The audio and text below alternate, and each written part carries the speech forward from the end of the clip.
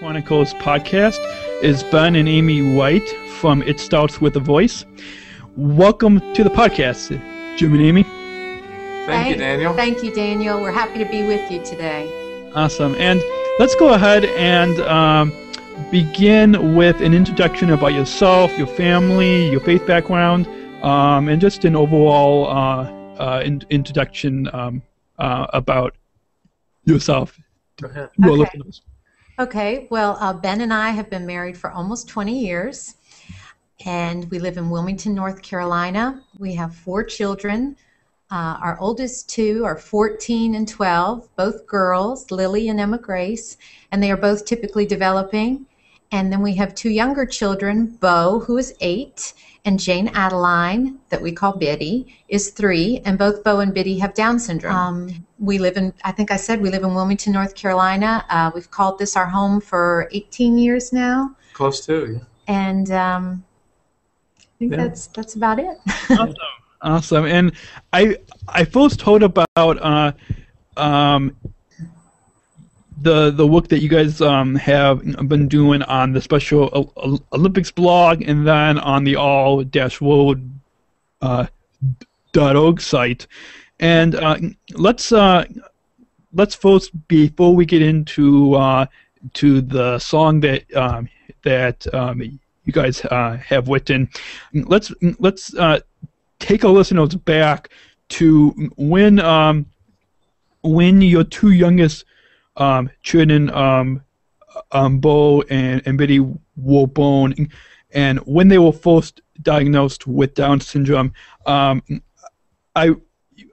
I read on the Special Olympics blog that you guys have said that you guys were scared. Can you walk us through that experience of when you first found out that your 2 youngest children were born with Down syndrome? Yeah, I'll take that one. It's a great question, and I remember when Bo was born, we were waiting for the phone call because we knew that his what do they call it, the karyotype, I think, where they number all of the chromosomes, right? Waiting to come back to see if he had trisomy 21 or something different. So we're kind of sitting by the phone waiting. So we knew it was a real possibility. And when we got the phone call that in fact he did have Down syndrome, we cried. I mean, I'm not exactly sure why, other than probably just the relief at this point of knowing one way or the other, and then realizing that he in fact did have Down syndrome. We didn't love him any less. We just knew that things were going to be different. And I think, if I can interject, I think we were scared because we did not know what Down syndrome was. No. And so we were, I think a lot of that, we were overwhelmed with just the unexpected. We just didn't know what his life would be like, and felt like we really need to educate ourselves on Down syndrome. And so I think that's what a lot of the tears came from. Yeah, I mean, we knew what Down syndrome was, but we didn't have intimate experience with it. But then fast forward, 5 years later, to when Jane Adeline, who we call Biddy, was born. We knew that she too might have Down syndrome, and gosh, in a way we thought, what a blessing, because Bo was just such a fantastic little boy, and the Down syndrome presented its challenges, but our 2 typically developing daughters present their own challenges too, so it's just a little different realm. But when she was born and the diagnosis came in of Down syndrome for her, we actually cried again, but this time it was tears of joy, because we knew exactly what we were sort of getting into and what we had on our hands, and we also had a buddy for Bo for the rest of his life, which is very special. Awesome. Now, you guys mentioned that you guys were scared when you first found out that your 2 youngest children were born with Down syndrome. Why do you believe that you guys, but then also other people may be scared when they were diagnosed when they find out that their child is diagnosed with Down syndrome, on a few episodes back, I believe it's episode 51, I interviewed a mom who her whole youngest son is 10, who has Down syndrome, and she's on the south side of Chicago, and she has an organization called I Am Who I Am, and she also mentioned that the doctors won't that accepting of her son who has Down syndrome. So can you share with us why you believe that back before you found out that your son Bo and other people may be scared of having a child with Down syndrome? I think, Daniel, growing up, I had very little exposure to people with intellectual and developmental disabilities. And so I think I just wasn't equipped when Bo was born. I just didn't have the experience of having spent time with them, of learning how much more alike we were than different. And so that's really, I think, the key to it. I think if I had spent more time with people that had intellectual and developmental disabilities, by the time Bo was born, I would have been, jumping for joy. But I was scared of what I didn't know, and I think that's kind of the big problem right now is people just don't know because they haven't had that opportunity, or the opportunity hasn't presented itself. And so that's a big part of our mission is encouraging that kind of acceptance and inclusion so that people aren't scared when they have these diagnoses. Awesome. And that's one of the things that I try to bring through this podcast. And what do you believe can be done to have people learn more about people with disabilities, including even at the young age, like your two older children? What do you believe can be done so when they get to be your age and they and if they find out that their child has Down syndrome, what do you believe can be done now? I think it might have been Tim Shriver who said this. Correct me if I'm wrong, but typically developing people need to spend time with people with intellectual and developmental delays, or just people who are different in general. And I think when you spend time, one-on-one time, face-to-face, hopefully in person, but even like this on the web, just spending time with people, you realize, like Amy said, that we all have something in common and that we're all human beings. We all just sometimes operate a little bit differently. So I think, that's really what our goal is to get people to try to spend time with each other. Yeah. Instead of, this type of folk over here and this type over here and this over here and birds of a feather flock together, that whole notion. I think the birds need to intermingle a little bit and get to know one another. And what they all realize is, while they may have, some have long feathers, some have short, some have black, some have brown, they're all birds. Yeah, awesome, awesome. That's a great analogy to talking about people with disabilities and people who don't have that diagnosis. I also, in preparing for interview time together, that you mentioned about how we all have in common despite differences. Can you maybe share with our listeners, based on your experience with Bo and Biddy, but how are we all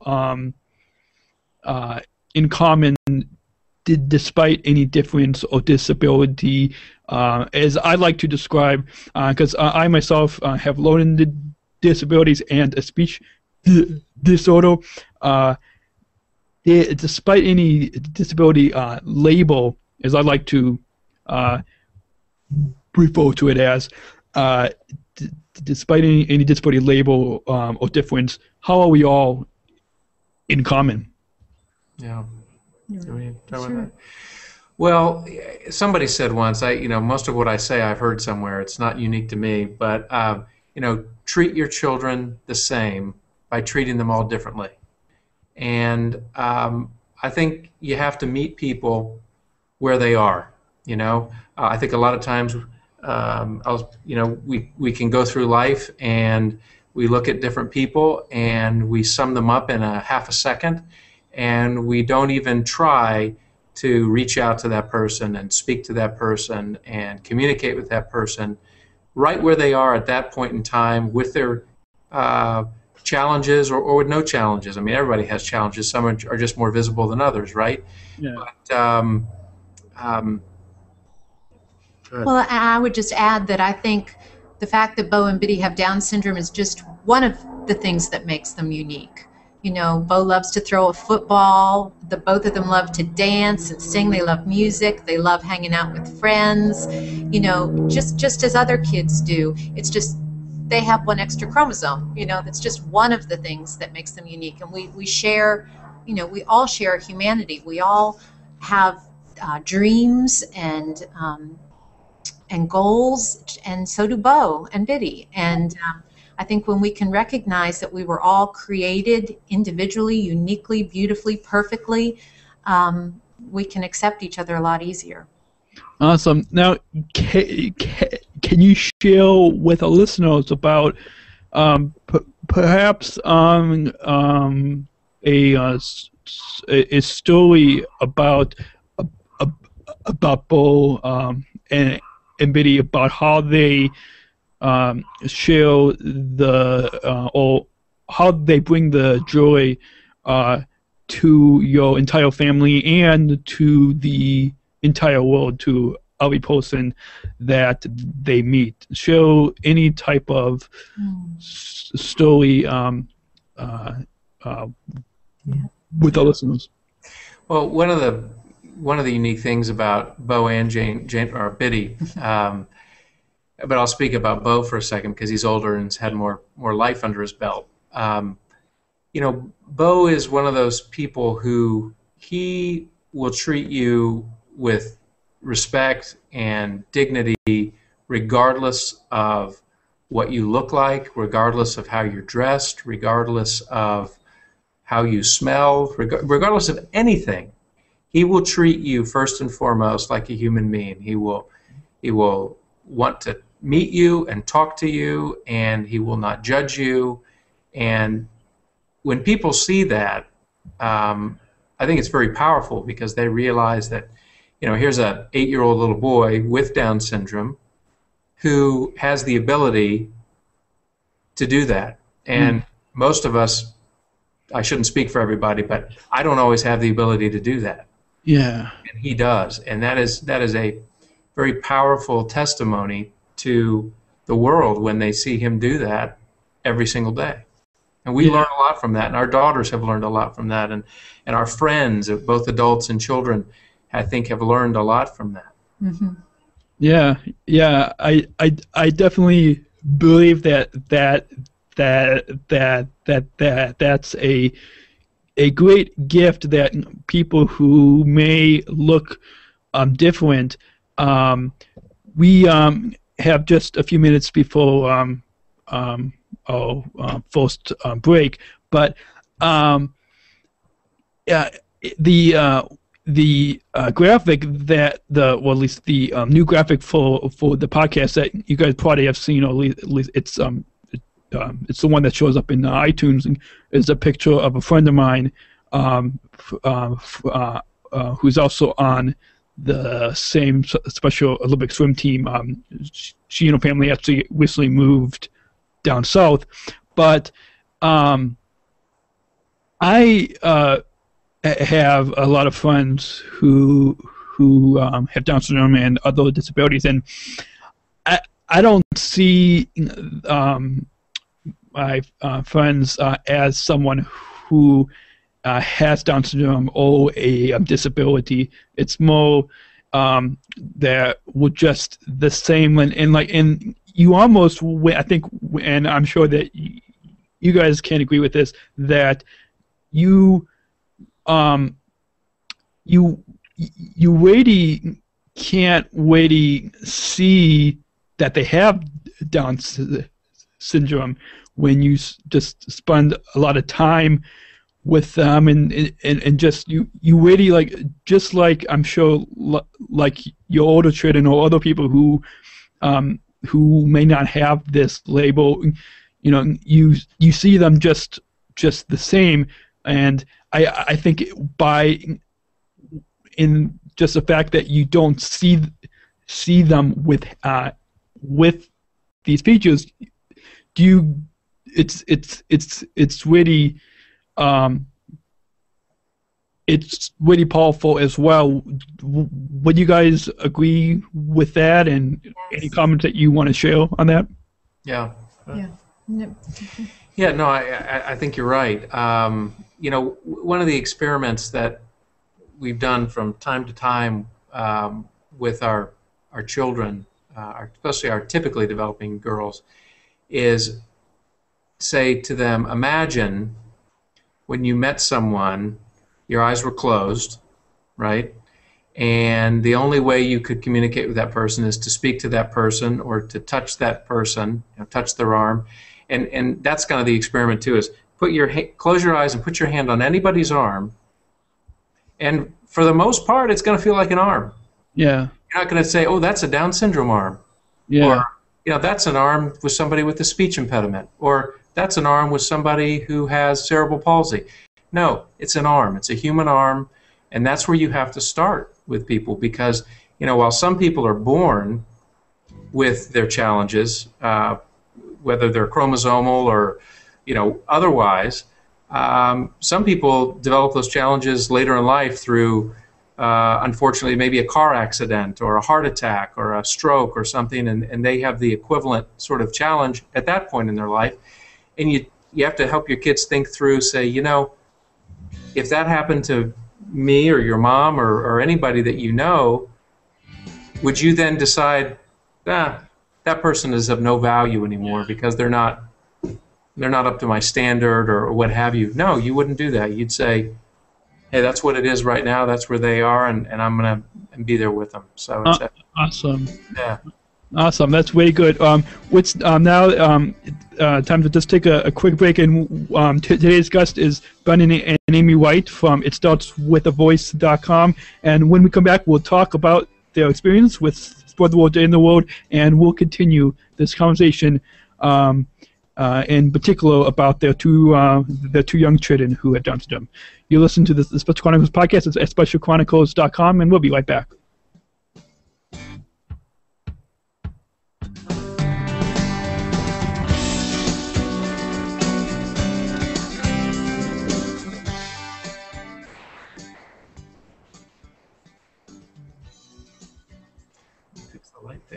Yeah. If you like this show, you might also want to check out The Break with Father Roderick. The Break is an award-winning weekly show about movies, technology, games, health, food, and faith. From The Simpsons to the sacraments, from technology to theology, The Break features the cool and the classical, the past and the future, the trends, and the tradition. Download the show for free on iTunes or listen at sqpn.com.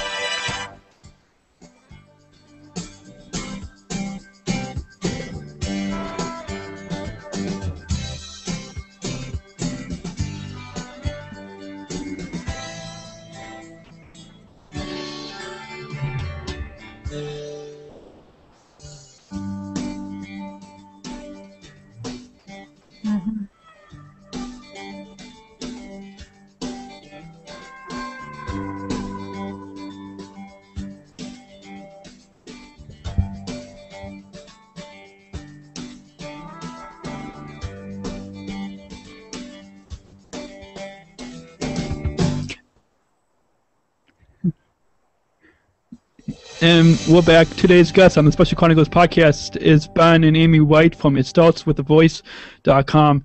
And you listen to the Special Chronicles podcast at specialchronicles.com. Now,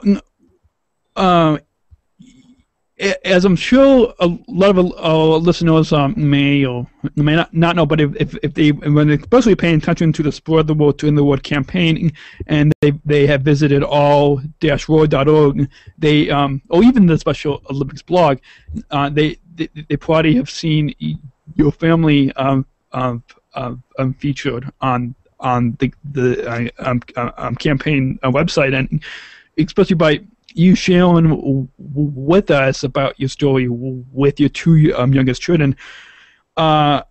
It makes sense that you guys would be involved in this campaign. But let's have you full share with our listeners. How did you hear about the Spread the Word to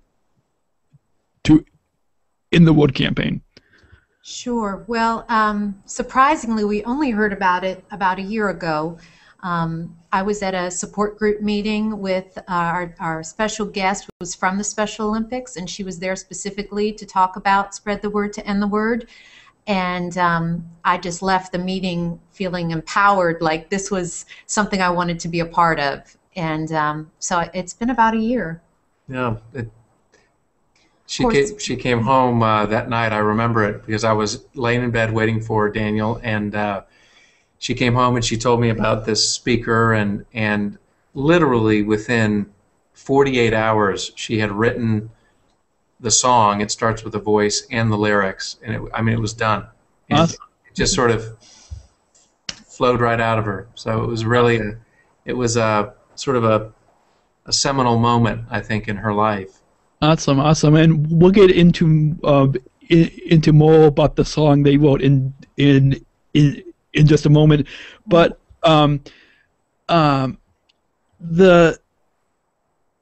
just lost my train of thought. Okay. But you had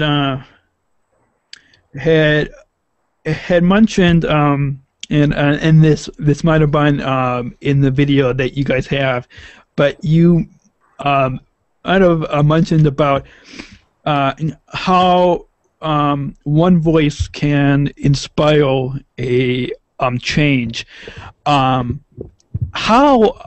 do you believe? And I'm sure if our listeners hear the song on iTunes or the music video, they can probably see this for themselves. But can you share with the listeners how can one voice inspire a change? What's that? Sure. I believe that if you feel passionate about something and you just start spreading that message, that eventually people will listen. I think we all have it within ourselves to change the world, to change attitudes, to make the world a better place. And I do believe that it can start with one voice and it can spread. You look at some of the great civil rights movements that have happened in our country and our world. It starts with one person who believes things should change. Yeah. So yeah. That was an easy lyric to write, because I do believe it can start with one person. Awesome. I think too, Daniel, that if we hadn't had our two little ones with Down syndrome, I'm not sure we would. You would have written that song. Maybe you would have, but probably not. So I think sometimes, being able to be authentic with your one voice, it has to be something, I think, that is close to you and means something to you and resonates with you, and in everything that you do. It's something you think about all the time, and authenticity with a single voice, I think, is very powerful. Awesome. Yeah, I definitely agree, and as someone who also has a disability, I never would have imagined that I would be getting into podcasting and this form of broadcasting, because a lot of people may not be able to understand someone who may have some challenges. But definitely by having this, just by having this label, I think that it really can show people that anyone, no matter the disability, can still get their voice out there. And shouldn't Bo and Biddy, do you believe that they might when they get older, that they might produce something, or they might start something to have their voices be out? It's pretty hard to see into the future, but can you share with our listeners some of your thoughts, just based on some of the things that they've been doing now? Sure. Well, I can tell you one of the things we're definitely going to do, Daniel, is we're going to have them sit and watch all of your podcasts to see how it's done, because you are doing a fantastic job and are a tremendously good role model for them, and shows them that really you can do just about anything you put your mind to, and that clearly is what you're doing here. So that's one thing we're going to do, is let them watch your work, what you've already done, and what you're currently doing, and what you'll do in the future. So that's one thing, but go ahead. No, I think too, just encouraging them to be self-advocates, because they definitely will have a lot to say in this world. Bo already does. Bo has joined Ben on stage to actually sing It Starts With a Voice. He did that once with Best Buddies, and sometimes I think that's the most powerful thing to see, somebody who's really advocating for themselves and saying, look what I can do. Look, that's what I love about the Special Olympics, and look what I just accomplished, and really lets them use their voice to say, I'm awesome. Awesome. And going back just briefly to how you found out about the Spread the Word to In the Word campaign. You had mentioned that you went to a support group to find out where you heard a speaker. I'm assuming that the speaker was from Special Olympics, just based on reading some information from them. But can you share with our listeners about this support group? What was this support group for, and why were you there? Yes, well, it's a group called the Exceptional Friends Network, and so we're just a bunch of family and friends who have someone in our lives that we love that has special needs, and we get together once a month and share ideas and stories and encourage each other. We just happened to have a guest speaker that night from Special Olympics, and she told us about the Spread the Word to End the Word campaign. And I had become a parent of a special needs child almost 9 or 8 years earlier, and began advocating at that time for them to be accepted and included. But it really wasn't until I heard about Spread the Word to End the Word that I felt like I was equipped to really promote this message. There was something about this campaign that just struck a chord with me, and it gave me a platform to stand on, and it gave me a message to start a conversation with. That night she brought bracelets, and I put on my Spread the Word to End the Word bracelet, and I really feel like I found my calling in life. I think we have. It's been a very exciting chapter in our lives to be a part of this. Awesome. And I'm sure you guys know, in both a lot of places of work in the community, but then also in a lot of schools, both universities, colleges, but then also high schools, middle schools, elementary schools, also all having events around this. And if our listeners listen back to last week's podcast, which was episode 54, I believe, I shared a couple reports from a couple schools here in Illinois, but is at your older daughter's schools, have they been having any events or any events or campaigns around the Brotherhood to in the Wood campaign, and what's been their experience, especially because they have a younger brother and sister who is impacted by the hurtful use of the R word. Right.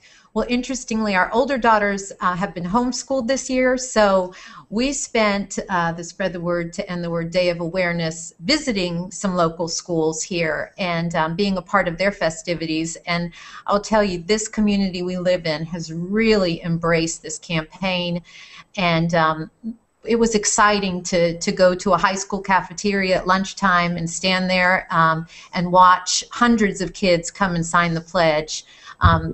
Another high school had T-shirts printed up for the day to help promote the message.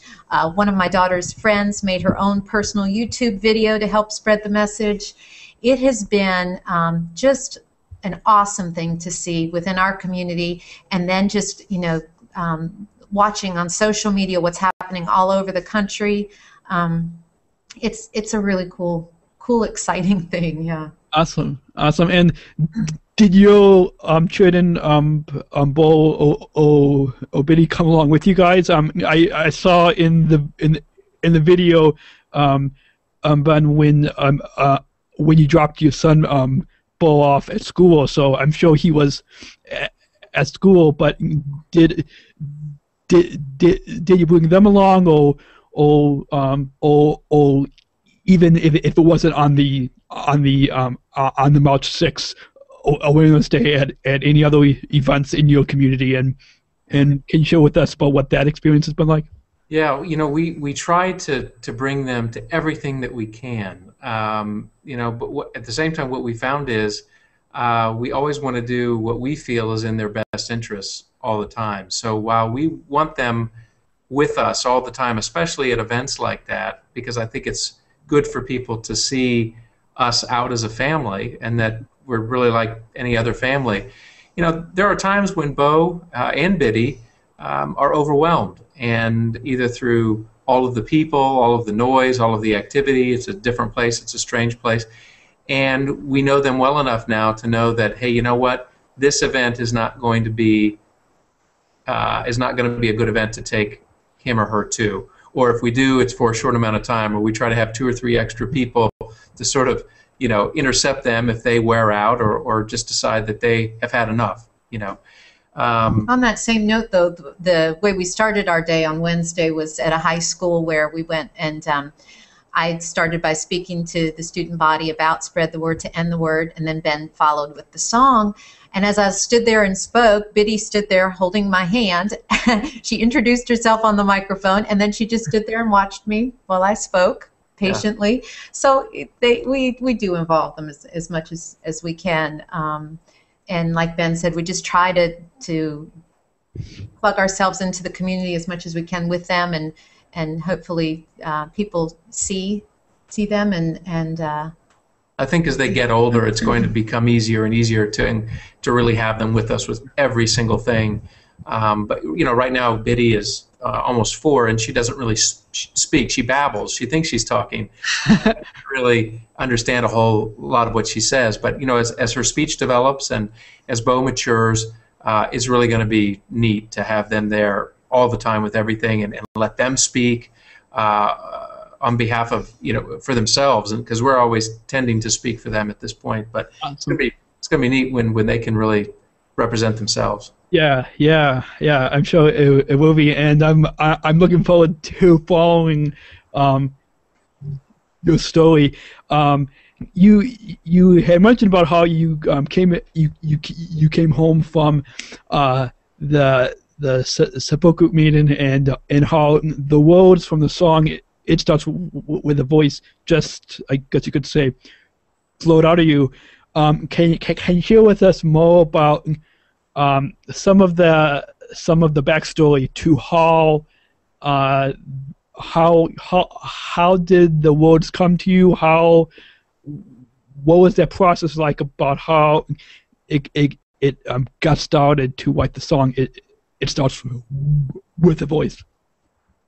I wish I could say, Daniel, I am not exactly sure how it all came to me, but came home, I started driving home from that meeting, and it started flowing in my brain. I really think it was divine intervention, and I got home and I put on my pajamas and bathrobe, and I just stayed up writing, and had a song. 2 days later. It really, I can't explain exactly how. She's not a trained songwriter. Now she has written about 30 tunes and with lyrics like children's songs. But that was like 10 or 12 years ago. So this isn't something she does all the time, but when she sort of opens that Pandora's box, things come out, and this time it just came out flowed. quickly. Yeah, I don't know. Came out quickly. Awesome. Yeah. Awesome. Yeah, I last week I downloaded the song from iTunes, and I watched the video and I've listened to the song a few times, and it's been really inspiring to hear the song, and it's neat how you can relate it to both people like your two youngest children who have Down syndrome, but you can also relate it to anyone, or even anyone who has a disability label. You now in the music video, and I'll include links to both the song on iTunes and to the video in the show notes at SpecialChronicles.com. And all of our listeners, just do a search on SpecialChronicles.com for It Starts With a Voice. You should be able to find a podcast. Yeah. And you had a benefit concert, and the one in the music video, and can you walk us through briefly about this experience? Where was it? When I saw it, and at the very end, when the camera panned the entire audience, it showed a theater, and it kind of, the theater reminded me of here in Chicago. There's the Auditorium Theater, which is at Roosevelt University, where I just graduated from this past December. Congratulations. Thanks. And so, can you walk us through about that experience of the benefit concert, and how did that all come about? Well, I'll let Amy walk you through that piece, but I'll tell you about the theater just quickly. If anybody's ever been to the Ford's Theater in Washington, D.C., the story is the same architect who designed that theater designed the theater here in Wilmington where we did the benefit concert. It's called Thalian Hall. Just a beautiful old theater. It's been fully restored, and just a wonderful, intimate venue. So that's where we did it. But as far as how it came about, I'll let Amy tell you. Well, we thought after writing the song and recording it, we just thought, wouldn't it be cool if we could find a way to use this song to raise money for the Special Olympics, and specifically for the campaign, and thought, well, gosh, why don't we have a concert and we'll debut the song there. Ben and I both have backgrounds in, we both were fortunate enough to work on Broadway at one time, and so we thought we'll use our musical gifts and we'll put together a concert of Broadway music, and we'll debut the song at the end of the concert, and we will take all the proceeds from the concert and give them over to the Special Olympics and help them with their campaign. And so that's how it was born. We just decided it was a neat way to debut the song and to make a difference at the same time. Awesome. And you mentioned how the funds went to benefit Special Olympics. Do you guys have any experience in Special Olympics? Bo and Biddy, I'm sure that, well, as you guys know, as an athlete, we have to be at least 8 years old. But then those are the young athletes program that just started. Are they involved in Special Olympics? And Right. how did you guys get involved in the organization, and I guess you could say in the Special Olympics a movement? Right. Well, Bo actually is going to the games in another month, or about a month or so. His whole class from school will go participate in the day of games, and so he's looking forward to that. Training already, but as far as our involvement with the Special Olympics goes, I think really. We're connected to Special Olympics through the Spread the Word to End the Word campaign, and the fact that Special Olympics and Best Buddies International sort of underpin that campaign. Yeah.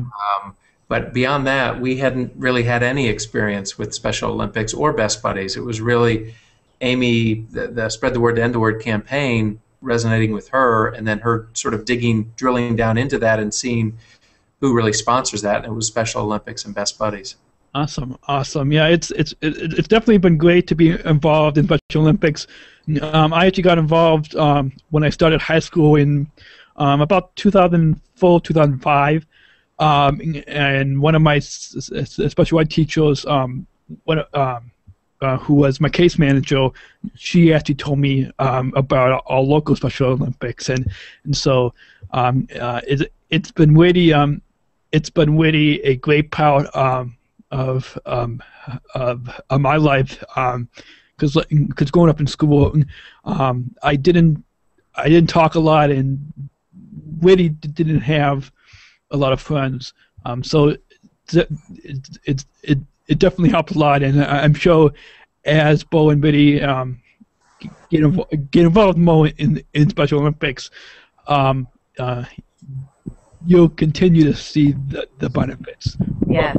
Of the organization. Let's now talk about the music video. Can you describe for our listeners about what was the filming like? It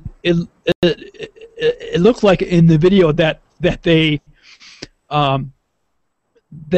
that they followed you guys around a lot, and can you share with our listeners about what that experience was like? Because I'm sure it's not every day that you guys have a camera that's documenting your entire family. So can you share with our listeners about that was like? Because by watching the video, you really see a lot of joyful and really really great moments of your entire family, but especially Bo and Biddy. Yeah, and I'm glad to hear you say that, Daniel, because that really was the purpose, I think, of doing the video on top of the song, so to speak, was really to give people a view into our family life. Now, to be clear, it's not all butterflies and lollipops every day. We're all reading books and baking and wrestling on the floor. Now, that does happen a lot, but it's not every single day. Yeah. Magic of movies, right? You can put together the shots you want. But the point was to show people that, families that have people in their lives with special needs are still families, and they still do things that families do, and they still have fun, and it's okay to have people it's more than okay to have people in your life and in your family with special needs. And if you get a diagnosis of a special need, Down syndrome, whatever it is, before the baby's born, don't be so afraid. Don't be so afraid. And that was really the purpose of the videos, to say to people, look, it's all part of life, and you have to embrace it. Awesome. And how did you feel that this video has helped the Special Olympics, Best Buddies, Spread the Word to In the Word campaign? How do you feel that the video has helped the campaign? Because right at the beginning when our listeners watch the video, they see both the two of you, but then they see your two older children as well in a black and white sequence, kind of like a PSA, I guess you could say, and that it flows right into the song. How do you feel that this has helped the overall movement of the Spread the Word to End the Water campaign? Sure. Well, I think that as you called it, kind of a PSA moment at the beginning of the video, it's very direct and it doesn't mince words. And, I think some people might recoil at that a little bit, because it's a little bit direct and in your face. But I think at the same time, there's so much tiptoeing around how people interact or think about or frame people with special needs that, if you feel a certain way about it, and providing you're not being a total jerk about how you communicate it, I think it's okay to tell people that, what you believe, and that it's not okay to call people names, basically, so I think that the song and the video, pictures are so powerful, as we all know. Just if we were talking to you on the phone, it would be wonderful, but to be able to see your face and connect your voice with your face, it's so powerful, Definitely is. And then you put music on top of that, and it grabs at more of the human spirit and human nature than just one way of communication. So the video has really, we've just had a lot of people just sort of say that it opened their eyes or helped them reframe the way they think about people with special needs, or Exactly. So awesome. hopefully it's had a powerful impact. We hope it has. It's meant a lot to us, and if we can get one person out there to just change the way that they think about people with special needs, to take them out of a negative light into a positive, bright light, then it was worth all the time and all the energy and all the resources. Awesome, and as we've been seeing a lot of positive reactions to this campaign, and positive reactions to people who have this disability label.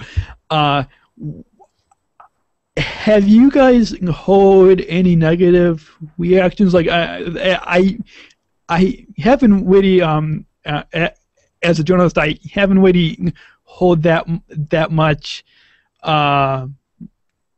negative, but every once in a while you may hear some people that they may have who may have a negative tone. Have you guys heard anybody who's been against the Spread the Word to End the Water, or what's been that experience like? I have not run into anybody against it. I will say once or twice somebody has reacted with "it's just a word," which I actually love it when people say that, because it allows me to launch into why it's so much more than a word. Yeah.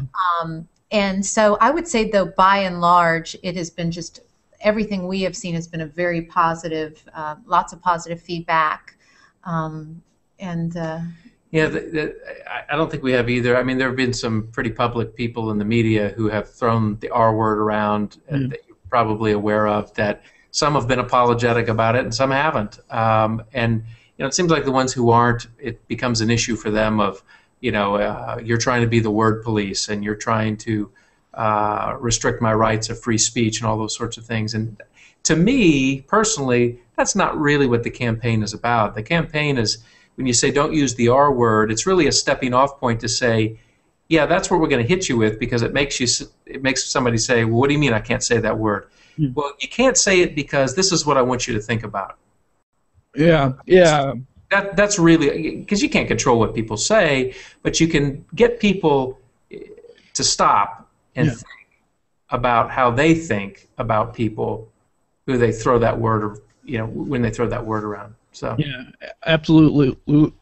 And how would you guys sum up your goal for this music video and the song itself with the voice? If you were to come up with, like, let's say, as I'm sure you guys know, on Twitter, it's 140 characters. In about 140 characters tweet, how would you sum up, if you were to tweet this in 140 characters, how would you sum up your goal for this music video and song? It starts with the voice. Ooh, that's a tough question. What do you think? You want to say? You try. 140 characters. I'm not even sure how many words that is. Let's see. You know, I think the goal for this song and music video is to get people to stop and think about people with special needs, and at the very least get them to treat those people with respect. Yeah. Because I think at a minimum, if you can treat people with respect, you've done a lot. You don't have to love everybody. You don't have to. I've gone on 140 characters. That's right. Anyway, That's fine. I think it's about getting people to show people with special needs, show them the respect that they deserve as human beings. Yeah, absolutely. And before we come to a close for interview time together, and by the way, if those of you just tuning in, today's guests are Ben and Amy White from itstartswithavoice.com, and you mentioned, I believe it was either in the video or in the song, it could be both, and we mentioned this earlier in our time together, inspire a change. And it seems how that's important.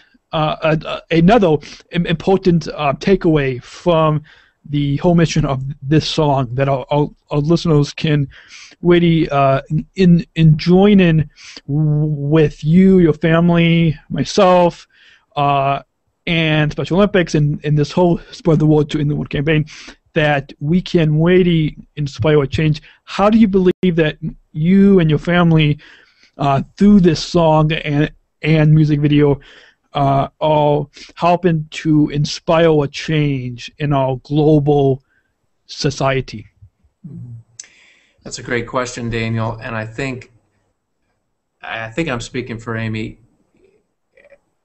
I think one of our greatest wishes is that when, and this is pretty specific, yeah, but I think you'll understand why. When going forward, when people get the diagnosis of Down syndrome of their child, even before the child's born, while the child's still in the womb, that instead of that being a negative thing, that'll be a positive thing. Because there's no reason why it needs to be a negative thing. No. None at all. And yet it seems like the perception out there is that that's a negative thing, and you do not want a child with Down syndrome. If we can change the way the world thinks about that, that would be incredible. That would be a dream come true for us. Yeah, absolutely. And I don't know if you guys saw, I believe it was last month, there was a story on Good Morning America where they had a couple that found out the gender of the child, and they said that they were happy that their child wasn't diagnosed with Down syndrome. Did you guys get a chance to see this story? And it's I didn't like how Good Morning America, how they, and I'm sure there are a lot of people that watch this show on a major network, how that's the way that they spin this story.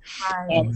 What can you share with our listeners briefly about your comments on that story?